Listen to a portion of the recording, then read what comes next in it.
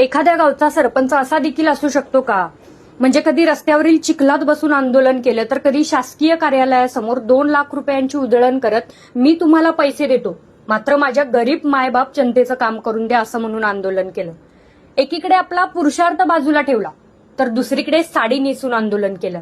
इतकंच नाही, चांगल्या घरातून येत असताना सुद्धा भिकाऱ्याचं रूप घेऊन भीक मागून गावाच्या कल्याणासाठी आंदोलन केलं.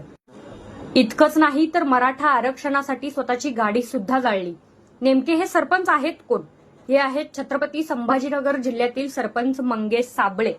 खरं तर असा सरपंच प्रत्येक गावाला मिळायला हवा, कारण ज्या गावामध्ये 70 वर्षापासून नळाचं कनेक्शनही नव्हतं, त्या गावात कधी कुठला अधिकारी फिरकलाही नव्हता. या एका माणसाच्या एका आंदोलनामुळे आज या गावात प्रत्येक सोयी आणि सुविधा येत आहेत.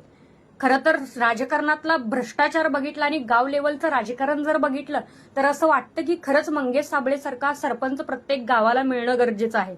मग कुठल्या आमदाराच्या ना कुठल्या खासदाराच्या ना कुठल्या मंत्र्याच्या पायावर डोकं ठेवण्याची वेळ इथल्या सामान्य जनतेला येणार नाही.